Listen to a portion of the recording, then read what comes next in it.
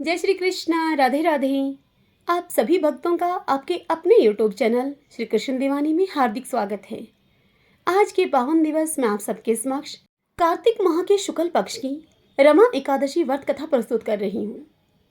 हमारे पुराणों में कहा गया है कि रमा एकादशी का व्रत कामधेनु गाय को अपने घर में रखने के बराबर फल प्रदान करता है। इस व्रत के प्रभाव से न केवल व्रतधारी व्यक्ति की बल्कि उसके संपूर्ण कुटुंब की समृद्धि और संपन्नता में बढ़ोतरी होती है। इस व्रत को करने से माँ लक्ष्मी की अपार कृपा बरसती है। इस साल 2023 में रमा एकादशी पर बहुत सारे शुभ योगों का भी संयोग बन रहा है। इस बार रमा एकादशी भगवान विष्णु के प्रिय दिन गुरुवार को पड़ रही है। इस दिन कन्या राशि में शुक्र और चंद्रमा की युति से कलात्मक योग बनेगा। तुला राशि में सूर्य और मंगल एक साथ विराजमान रहेंगे। रमा एकादशी पर गोवत्स द्वादशी यानी कि बछ बारस का शुभ संयोग भी बन रहा है। इस दिन गाय माता की पूजा का विधान है। कार्तिक माह के कृष्ण पक्ष की इस एकादशी का प्रारंभ 8 नवंबर 2023 को सुबह 8:23 पर होगा और इस तिथि की समाप्ति होगी 9 नवंबर 2023 को सुबह 10:41 पर। तो देखिए, उदया तिथि के अनुसार यह व्रत 9 नवंबर 2023 को गुरुवार के दिन रखा जाएगा। आइए भगतजनों, अब हम रमा एकादशी की व्रत कथा सुनते हैं। सभी बोलिए विष्णु भगवान की जय। ओम नमो भगवते वासुदेवाय। बहुत समय पहले एक राजा जिसका नाम मुचकुंद था, उसका शासन था। तरुण देव, कुबेर देव तथा विभीषण सहित उसके अन्य मित्र भी थे। वह राजा विष्णु भगत और सदैव सच बोलने वाला था। उसका राज्य अशांति रहित तथा शत्रु के रहित था। उस राजा को एकादशी व्रत का पूरा विश्वास था। इससे वह प्रत्येक एकादशी को व्रत करता तथा अपनी राज्य की प्रजा पर भी यही नियम वह लागू करता था। उसके यहाँ चंद्रभागा नाम की पुत्री का जन्म हुआ। उसका विवाह शोभन से हुआ, जो कि राजा चंद्रसेन का पुत्र था। चंद्रभागा तो अपने पिता से भी अधिक एकादशी व्रत पर विश्वास करती थी। एक बार जब वह मायके में ही थी तो एकादशी आ गई, परंतु वह चंद्रभागा अपने पति की दुर्बलता से बड़ी चिंतित थी, क्योंकि उसका पति अपनी दुर्बलता के वश एकादशी उपवास नहीं कर सकता था। दशमी के दिन चंद्रभागा के पिता ने अपने पूरे राज्य में यह ढिंडोरा पिटवा दिया कि एकादशी को प्रत्येक प्राणी उपवास रखेगा, जिसमें हाथी घोड़े भी शामिल थे।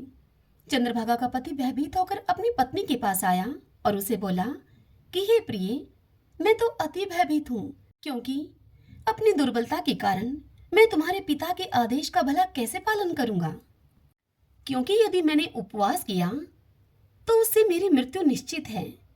यह सुनकर चंद्रभागा उसे बोली कि हे स्वामी, आप अन्यत्र कहीं चले जाइए ताकि आपको भोजन मिल सके, क्योंकि यदि आप यहाँ पर रहे तो आपको यह उपवास करना ही पड़ेगा। यह सुनकर दृढ़चित होकर शोभन बोला कि हे प्रिय, अब तो मैं अवश्य ही एकादशी का उपवास करूंगा, परिणाम चाहे जो भी रहे। ऐसा सोचकर शोभन ने एकादशी का उपवास किया और वह अब सुधा प्यास से पीड़ित होकर तड़पने लगा। सूर्यास्त के बाद वह रात्रि भर भूख प्यास से छटपटाता रहा और अगले दिन सूर्योदय से पहले ही इस संसार से चल बसा। राजा ने उसके मृत शरीर का अंतिम संस्कार भी करवा दिया, परंतु चंद्रभागा अपने पति की आज्ञा के अनुसार पति के साथ सती नहीं हुई और अब वह अपने पिता के घर में ही रहने लगी। रमा उपवास के प्रभाव से शोभन को मृत्यु के बाद मंदराचल पहाड़ पर धन संपदा से परिपूर्ण और निष्कंटक एक उत्तम नगर मिला। उसके महल में अति सुंदर स्वर्ण रत्न जटित खंभे थे। वहां पर वह स्वर्ण तथा मणियों के सिंहासन पर सुंदर वस्त्र और आभूषणों से युक्त हुआ बैठा हुआ था। वस्त्र आभूषणों से लदी अप्सराएं उसकी स्तुति कर रही थीं। सिंहासन पर विराजमान शोभन दूसरे इंद्र की भांति प्रतीत हो रहा था। मुचुकुंद नरेश के राज्य में रहने वाला सोम शर्मा ब्राह्मण जब तीर्थ यात्रा करते हुए उस पर्वत पर घूम रहा था तो उसने शोभन को वहां पर देखा। वह उस शोभन के पास गया। शोभन उसको देखकर सिंहासन से उठ खड़ा हुआ और उसने सोम शर्मा से अपने ससुर और पत्नी चंद्रभागा की कुशल क्षेम पूछी। तब सोम शर्मा बोला कि हे राजन, हम सब तो ठीक ठाक हैं, चंद्रभागा भी कुशल से है। आप तो अपना हाल बताइए। मुझे यह बहुत आश्चर्यजनक लग रहा है कि आपकी यह नगरी अति सुंदर है। पहले कभी भी मैंने इसे नहीं देखा है। आप यहाँ किस प्रकार पहुंचे हैं? तब शोभन नरेश बोला कि हे ब्राह्मण देव, यह सब कार्तिक माह की कृष्ण पक्ष की रमा एकादशी के उपवास से संभव हुआ है।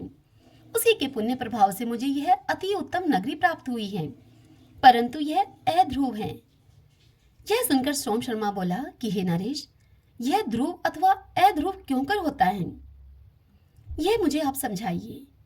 इस पर शोभन ने उस ब्राह्मण से कहा कि यह उपवास अनिच्छा से किया था मैंने, इसी कारण से यह नगरी मुझे मिली है।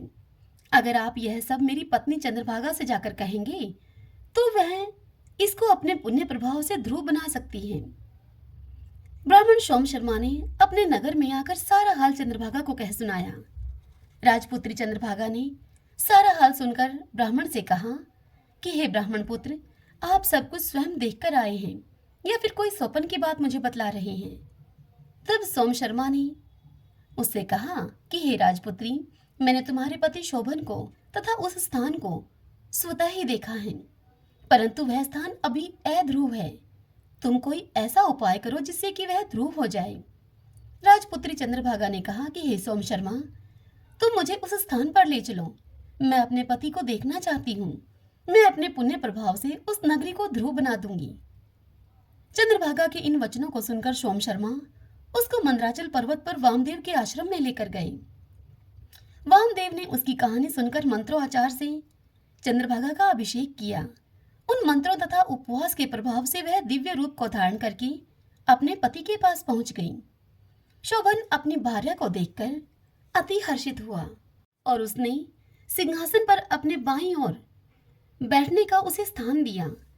तब वह बोली कि हे स्वामी, अब आप मेरे पुण्य को सुनिए। पिता गृह में मैंने 8 वर्ष की आयु से ही एकादशी व्रत शुरू कर दिया था।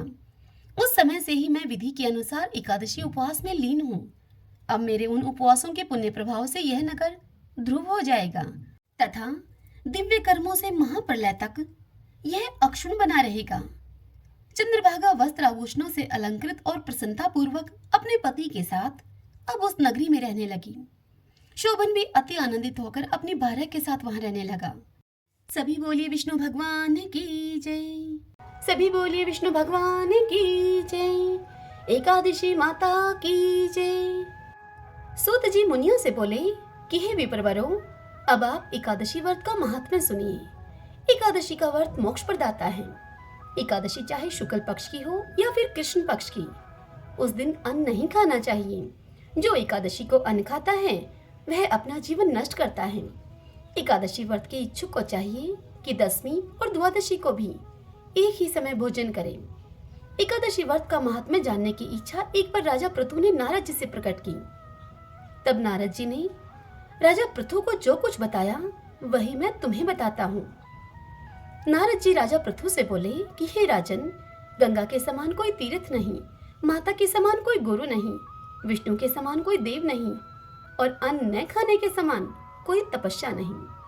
शांति के समान संसार में कोई सुख नहीं, सत्य के समान कोई ज्योति नहीं और कार्तिक के समान मास नहीं है। ज्ञान से बड़ा कोई लाभ नहीं और एकादशी के समान दूसरा अन्य कोई व्रत नहीं। व्रत करने वाले को चाहिए कि प्रातः काल उठकर भगवान का पूजन करें, पुराणों की कथा सुने और रात्रि में जागरण करें। अब आप इस संबंध में एक प्राचीन कथा है, वह कहता हूँ, उसे सुनिए। हे राजन, नर्मदा नदी के तट पर गालो मुनि का एक बड़ा ही शोभायुक्त और मनोरम आश्रम था। उनका पुत्र भद्रशील भगवान विष्णु का परम भक्त था। भद्रशील अपने मित्रों के साथ भगवान की मूर्ति बनाकर उनकी पूजा किया करता था। उसके मित्र भी भगवान की पूजा करते थे। तत्पश्चात वह उन्हें उपदेश देता था कि वे एकादशी का व्रत भी करें। अपने पुत्र के उस चरित्र को देखकर एक बार गालो मुनि ने उससे स्नेहपूर्वक पूछा कि हे पुत्र, तुम हर समय भगवान विष्णु की पूजा अर्चना में लगे रहते हो तथा दूसरों को भी इसके लिए तुम प्रेरित करते हो। यह उपदेश तुम्हें किसने दिया? यह सुनकर भद्रशील ने सर्वप्रथम अपने पिता को नमन किया और फिर श्रद्धायुक्त होकर उससे कहा कि हे पिताश्री, मैं आपको अपने पूर्व जन्म का वृत्तांत बताता हूँ। मैं पूर्व जन्म में चंद्रवंश में धर्म कीर्ति नामक एक राजा था। मैंने दत्तात्रेय जी से शिक्षा ली थी। उस जन्म में मैंने 1000 वर्षों तक शासन किया, किंतु जीवन के उत्तरार्ध में दुर्भाग्यवश मैं बुरी संगत में पड़ गया। वेद मार्ग को छोड़कर मैं पाखंड के मार्ग पर चल पड़ा। जब मेरा आचरण बिगड़ा तो मेरी प्रजा का आचरण बिगड़ते भी देर न लगी। एक दिन की बात है, मैं शिकार खेलने के लिए वन में चला गया। उस दिन मैं भूखा प्यासा ही रहा। घूमते घूमते मैं नर्मदा नदी के तट पर आ पहुंचा। संयोगवश उस दिन एकादशी की तिथि थी। वहां अनेक वैष्णव भक्त भगवान का कीर्तन कर रहे थे। मैं भूखा प्यासा वहीं पर पड़ा रहा और रात्रि भर उनका कीर्तन सुनता रहा, क्योंकि भूख के कारण मुझे नींद तो आ न रही थी। इधर प्रातः होने पर उनका कीर्तन समाप्त हुआ और उधर मेरे प्राण निकल गए। यमदूत मुझे लेकर अब चित्रगुप्त जी के पास जा पहुंचे। चित्रगुप्त ने कहा कि मैंने बहुत सारे पाप किए हैं, किंतु एकादशी के व्रत के बाद चूंकि मेरे प्राण निकले हैं, इस कारण से मैं सभी पापों से मुक्त हो गया हूँ। यह सुनते ही स्वयं यमराज ने मुझे प्रणाम किया और फिर अपने दूतों को बताया कि एकादशी का व्रत करते हुए जिसके भी प्राण निकले हों, वह मनुष्य स्वर्ग का अधिकारी होता है। जो कोई अनजाने में भी एकादशी का व्रत करता है, उसके सभी पाप नष्ट हो जाते हैं। इसके बाद हे पिताश्री, मुझे एक सुंदर विमान में बैठाकर स्वर्ग भेज दिया गया। उसके बाद हजारों वर्षों तक इंद्रलोक और विष्णुलोक में निवास करने के बाद अब मैंने आपके यहाँ जन्म लिया है। नारद जी इतनी कथा सुनाकर राजा पृथु से कहते हैं कि हे राजन, एकादशी व्रत की महिमा तो अपार है। जो भी श्रद्धा भक्ति से इस कथा को पढ़ता है अथवा सुनता है, उसके समस्त पाप नष्ट हो जाते हैं और सब सुख भोग कर वह अंत काल में वैकुंठ का अधिकारी होता है। श्रीमन नारायण नारायण नारायण, श्रीमन नारायण नारायण नारायण। बहुत समय पहले की बात है। एक गांव में एक जाट रहता था। उसकी शादी को कुछ ही समय हुआ था। वह अपनी पत्नी को लेने के लिए पहली बार अपने ससुराल जा रहा था, इसलिए अच्छे से तैयार होकर नए वस्त्र पहनकर ससुराल जाने के लिए अब वह घर से निकल पड़ा। जेठ का महीना था। रास्ते में उसने देखा कि एक गाय पानी पीने के लिए तालाब पर जा रही है।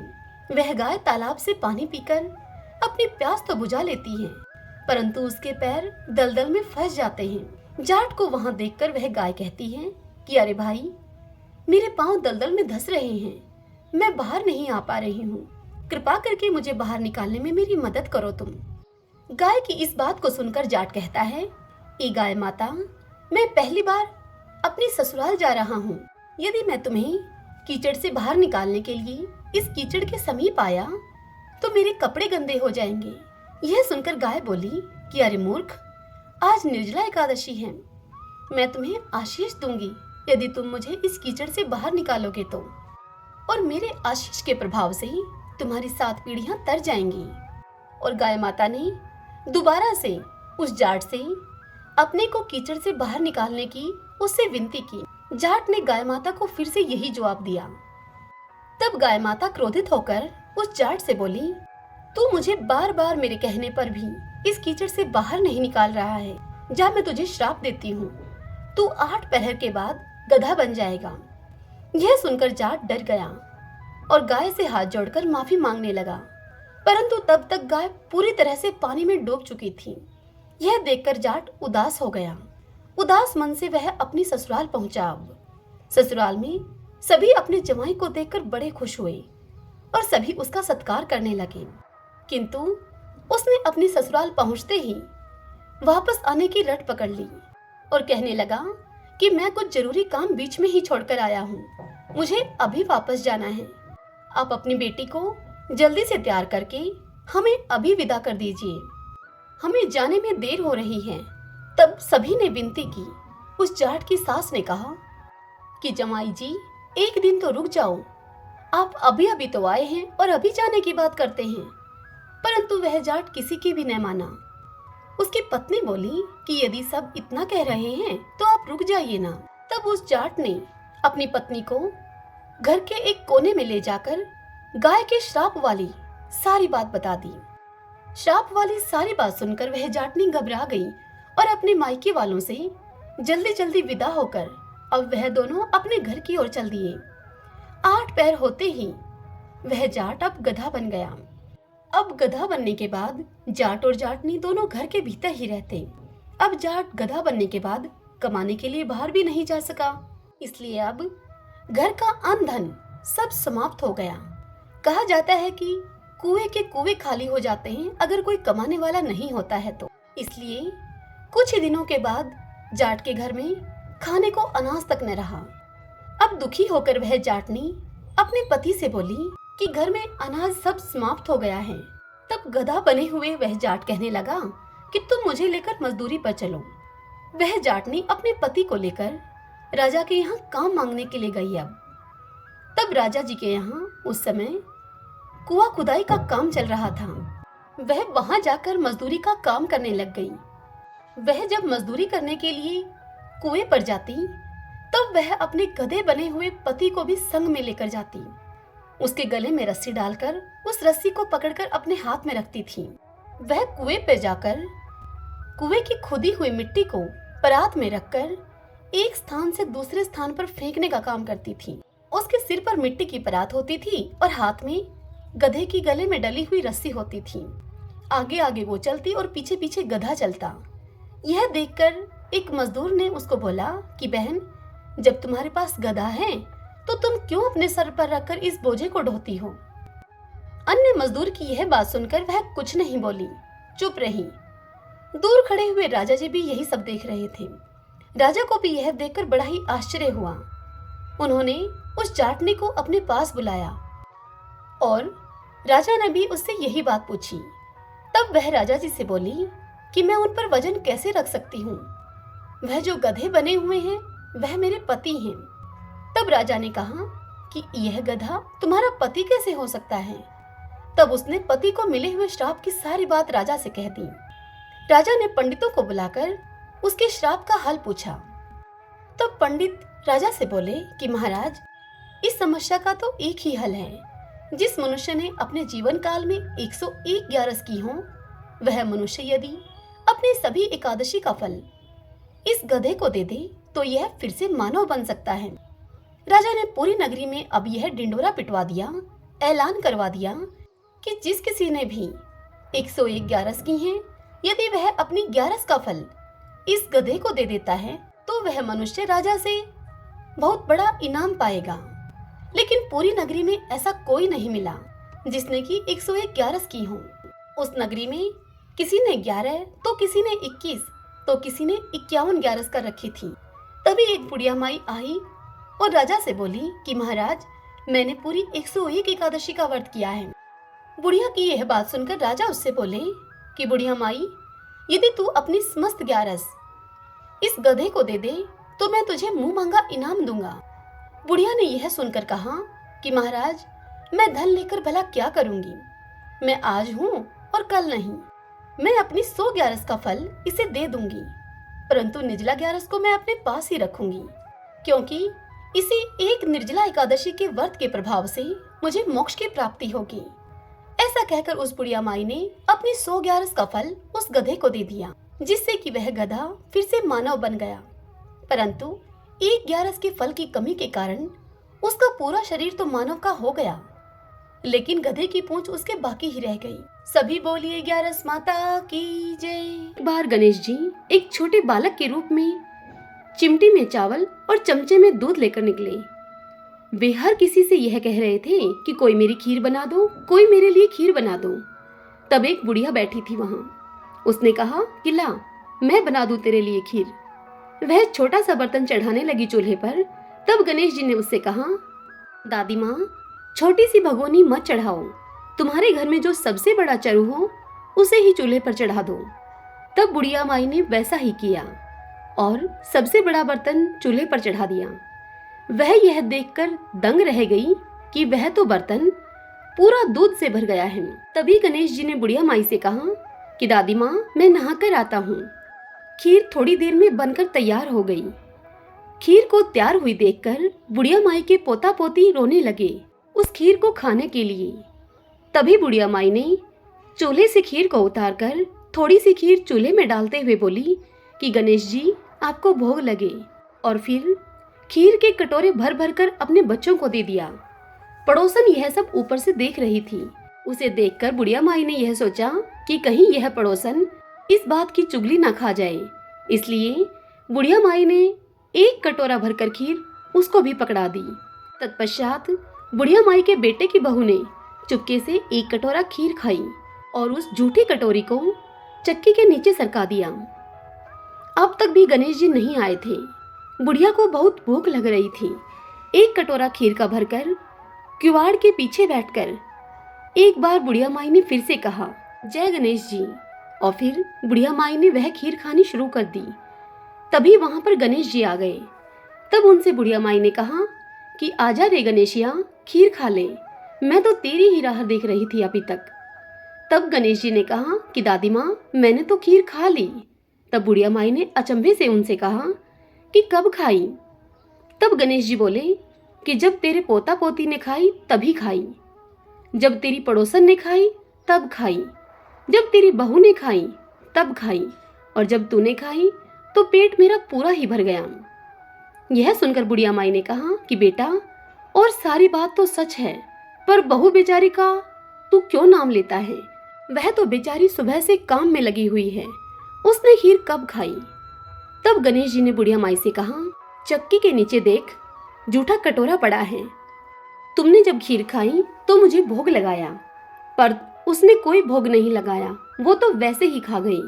यह सुनकर बुढ़िया माई ने गणेश जी से कहा कि बेटा, घर की बात है, घर में ही रहने दो, बता बची हुई खीर का क्या करूं? तब गणेश जी ने उनसे कहा कि नगरी को जिमा दो। लोगों को न्योता दिया तो सब हंसने लगे और बोले कि कल तक तो खाने का पता नहीं था, आज यह नगरी को जिमाएंगे। फिर भी लोग आए और ठाठ से जिमे। नगरी पूरी उन्होंने खीर से जिमा दी। तब भी चरू अर्थात खीर का पतीला पूरा ही भरा था। राजा को जब यह पता लगा तो बुढ़िया को उसने बुलवाया और उससे कहा कि क्यों बुढ़िया, ऐसा चरू तेरे घर अच्छा लगे या हमारे घर? तब बुढ़िया ने उनसे कहा कि राजा जी, उसे आप ले लो। राजा जी ने खीर का चरू महल में मंगवा लिया। लाते ही खीर में कीड़े मकोड़े, बिच्छू और कंछले हो गए और उस खीर से दुर्गंध आने लगी। अब तब राजा जी ने बुढ़िया माई से कहा कि बुढ़िया माई, अपना चरू वापस ले जा, जा तुझे हमने दिया ये। तब बुढ़िया ने कहा कि राजा जी, आप देते तो पहले भी कभी देते, यह चरा तो मुझे मेरे गणेश जी ने दिया है। बुढ़िया ने चरा वापस लिया। लेते ही सुगंधित खीर हो गई। घर आकर बुढ़िया ने गणेश जी से पूछा कि बची हुई खीर का मैं क्या करूं? तब गणेश जी ने बुढ़िया माई से कहा कि झोपड़े के कोने में खड्डा खोदकर तुम उसे गाड़ दो। उसी जगह सुबह उठकर वापस खोदोगी तो तुम्हें धन के 2 चरे मिलेंगे। ऐसा कहकर गणेश जी अंतर्ध्यान हो गए। जाते समय झोपड़ी के लात मारते गए और झोपड़ी के स्थान पर बुढ़िया माई का महल हो गया। बहू जब सुबह उठी तो उसने फावड़ा लेकर पूरे घर को खोद दिया, परंतु उसे कुछ भी नहीं मिला। बहू ने कहा कि सासू जी, थारो गणेश जी तो झूठो है। सास ने कहा कि बहू, मारो गणेश जी झूठो तो नहीं है, ला मैं देखती हूँ। वह सुई लेकर खोदने लगी तो टन टन करते 2 धन के चरे निकल आए। बहू ने कहा कि सासू जी, गणेश जी तो साचे ही हैं। सास ने कहा कि गणेश जी तो भावना के भूखे हैं। हे मेरे गणेश जी, जैसा तुमने बुढ़िया माई को दिया वैसा सबको देना। कहानी कहने वाले, हुंकारा भरने वाले, कहानी सुनने वाले सभी को देना। सब बोलिए विनायक जी महाराज की जय। वैशाख स्नान की दूसरी कथा। एक बुढ़िया थी, उसने शालिग्राम जी की सेवा ले रखी थी। कार्तिक मास में वो पुष्कर स्नान का विचार करके अपनी पड़ोसन के घर जाकर उससे बोली कि मैं पुष्कर जा रही हूँ, तू मेरे शालिग्राम जी को अपने पास रख ले। तब पड़ोसन बोली कि मुझे तो सेवा पूजा आती नहीं, बताओ कैसे पूजा करूंगी मैं उनकी। तब वह बुढ़िया बोली, सवेरे इनको उठाना, नदी से लोटा भरकर पानी लाना, इस समय बगीचे से पुष्प और तुलसी लेकर आना, भगवान को जल और कच्चे दूध से नहलाना, चंदन लगाकर पुष्प चढ़ाना, तुलसी जी चढ़ाना, दूध का भोग लगाना, दोपहर को रसोई जो भी बने उसका भोग लगाना, शाम को दिया जलाना। ऐसे पूजा करना मेरे शालिग्राम जी की। और इस प्रकार वह पड़ोसन को सारी बात समझाकर पुष्कर स्नान करने के लिए चली गई। पड़ोसन ने बुढ़िया के कहे अनुसार वैसा ही किया। पर भगवान की थाली से भगवान जीमते ही नहीं थे, दूध पिया ही नहीं। यह देखकर वो चिंता में पड़ी और बोली कि भगवान, आपकी मालकिन आएगी तो वो कहेगी कि मेरे भगवान को दुबला पतला कर दिया तुमने, अभी उसको आने में 1 महीना है। और फिर कहने लगी कि आप जिम ले हो तो मैं भी जिम लूं। शालिग्राम जी से इतनी बात कहकर वह अपने घर के कामों में लग गई। वह काम छोड़ छोड़कर बीच बीच में आकर शालिग्राम जी को देखती कि भगवान जी में हैं या नहीं। अब सुबह से शाम हो गई, भगवान ने भोजन नहीं जीमा तो वह भी भूखी ही बैठी रही। तब भगवान ने सोचा कि अब तो इसे दर्शन देने ही पड़ेंगे। छोटा सा मोर मुकुट पीतांबरधारी रूप लेकर पाटे पर बैठकर गाय का दूध पी लिया और जीम लिए। अब रोज ऐसा ही होता रहा। एक दिन भगवान ने कहा कि मैं गाय चरा लाऊं। उनसे पड़ोसन कहने लगी कि थोड़े दिन तो रहोगे, क्यों जाते हो? पर भगवान नहीं माने। हाथ में सोने की लाठी, कंधे पर हीरे मोती का पीतांबर डालकर गाय को चराने के लिए जाते। महीना अब इसी प्रकार बीत गया। बुढ़िया अब अपने घर पर वापस आई। स्नान ध्यान से निमटकर सोचा कि शालिग्राम जी को अब मैं लेकर आती हूँ, और वह यह सोचकर पड़ोसन के घर आई। पड़ोसन बोली कि शालिग्राम जी शाम को आएंगे, तब लेकर जाना। बुढ़िया शालिग्राम जी के लिए जिद करने लगी और अब उन दोनों में झगड़ा हो गया। वहाँ बहुत से लोग इकट्ठे हो गए। तब पड़ोसन बोली कि बुढ़िया को समझाओ कि जैसे इसने 1 महीना निकाला वैसे ही शाम तक और सब्र करे। किंतु बुढ़िया माई धरना देकर वहाँ बैठ गई। अब संध्या हुई तो भगवान गाय चराकर अपने घर आए। गायों को उनके स्थान पर छोड़कर भगवान मंदिर में विराज गए। यह देखकर पड़ोसन बुढ़िया से बोली कि ले जाओ तुम्हारे भगवान, और भगवान से बोली कि भगवान, बुढ़िया को रूप दिखा दो, नहीं तो मेरे प्रति ये अविश्वास करेगी। यह सुनकर भगवान ने मोर मुकुट पीतांबरधारी, हाथ में सोने की लाठी लेकर बुढ़िया माँ को दर्शन दिया। हे मेरे शालिग्राम भगवान, जैसे आपने अपने भोले भक्तों को दर्शन दिए, वैसे ही आपकी भक्ति करने वाले सभी को आप दर्शन देना। वैशाख स्नान की तीसरी कथा। प्राचीन काल में एक लड़की का जन्म राक्षस कुल में हुआ, जिसका नाम वृंदा था। दैत्यराज कालनेमी जैसे राक्षस परिवार में पैदा होने के बाद भी वृंदा भगवान विष्णु की पूजा किया करती थी। जब वृंदा बड़ी हुई तो उसकी शादी जालंधर नामक दैत्य से हो गई। जालंधर काफी शक्तिशाली राक्षस था, जिसका जन्म भगवान शिव के तेज के कारण समुद्र से हुआ था। बलवान होने के कारण जालंधर को दैत्यों का राजा बनाया गया। वृंदा से शादी करने के बाद जालंधर की शक्ति और पराक्रम बढ़ता ही गया। उसे किसी भी तरह से हराना मुश्किल था। जालंधर के बढ़ते अहंकार और आतंक से सभी देवता परेशान थे। जालंधर की बढ़ती हुई ताकत के पीछे उसकी पत्नी वृंदा की विष्णु भक्ति और सतीत्व था। होते होते जालंधर अपनी शक्ति और अहंकार में चूर होकर स्वर्ग की देवियों पर काबू पाने की कोशिश करने लगा। अब इसी दौरान एक बार उसने माता लक्ष्मी को पाने का प्रयास किया, परंतु समुद्र से जन्म लेने के कारण माता लक्ष्मी ने उसे अपना भाई बना लिया। फिर उसकी नजर माता पार्वती पर गई और उन्हें पाने के लिए जालंधर ने मायाजाल रचा। अपने मायाजाल से जालंधर ने शिव का रूप धारण किया और माता पार्वती के करीब जाने की कोशिश करने लगा। उसी वक्त माँ पार्वती ने उसे पहचान लिया और जब तक जालंधर कुछ समझ पाता वो अदृश्य हो गई। जालंधर के इस दुर्व्यवहार से पार्वती जी को काफी गुस्सा आया और इस पूरी घटना के बारे में उन्होंने भगवान विष्णु को बताया। इधर जालंधर भगवान शिव से पार्वती जी को पाने के लिए कैलाश पर्वत पर युद्ध कर रहा था। तभी भगवान विष्णु ने जालंधर को सबक सिखाने की ठानी।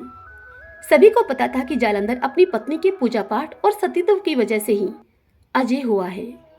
ऐसे में भगवान विष्णु ने जालंधर को हराने के लिए उसकी पत्नी का पतिव्रत धर्म भंग करने के लिए मायावी चाल चली। भगवान विष्णु एक साधु का रूप धारण करके वृंदा से वन में मिलने के लिए गए। उनके साथ 2 मायावी राक्षस भी थे, जिन्हें देखते ही वृंदा डर गई। तभी भगवान विष्णु ने उन दोनों राक्षसों का वृंदा के सामने ही वध कर दिया। वृंदा यह देखकर समझ गई कि ये कोई आम व्यक्ति नहीं है। उसी पल वृंदा ने साधु से अपने पति के बारे में पूछा। साधु बने हुए भगवान विष्णु ने अपनी माया शक्ति से 2 बंदर प्रकट किए। दोनों बंदरों के हाथ में जालंधर का सिर और धड़ था।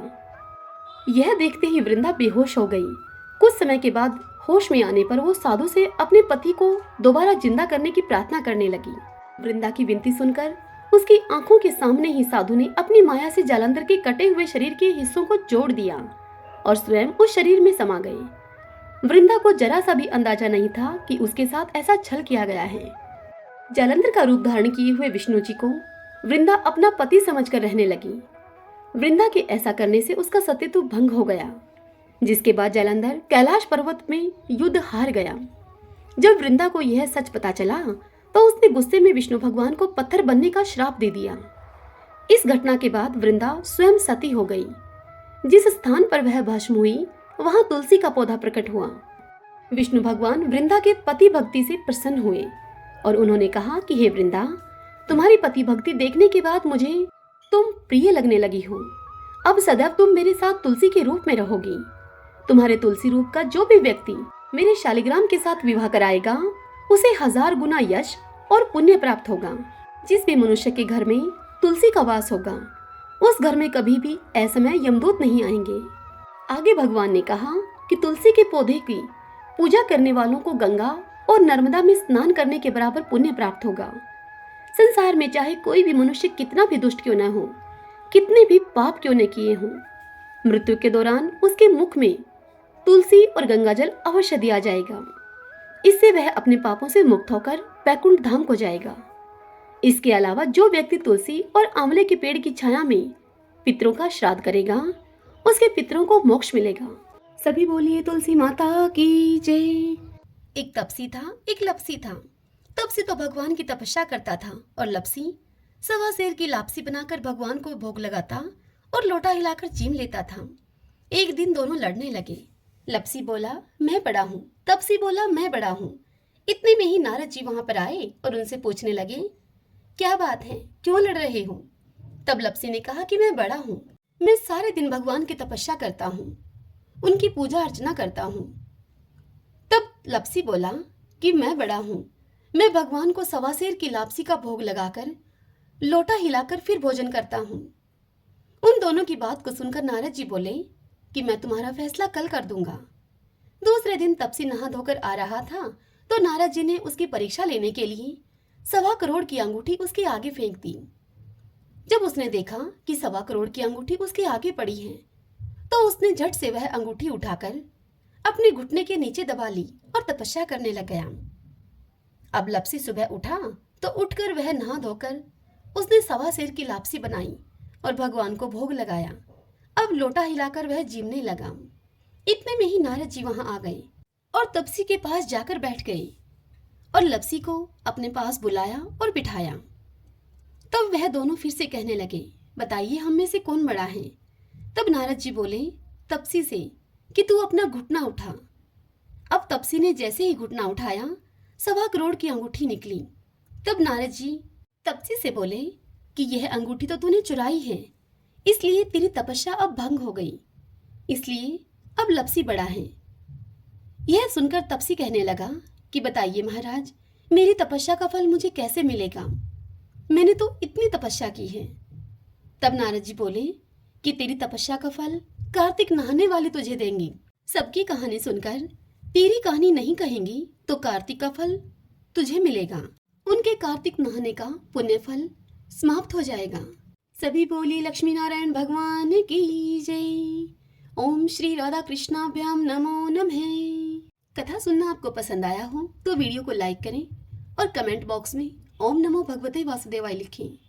यदि आप मुझे पहली बार सुन रहे हैं तो आप श्री कृष्ण दीवानी चैनल को सब्सक्राइब कर लीजिए, बेल आइकन का बटन भी दबा लीजिएगा, जिससे कि आपको आने वाले नए वीडियोस की सभी जानकारी, सभी नोटिफिकेशन सबसे पहले मिल सके।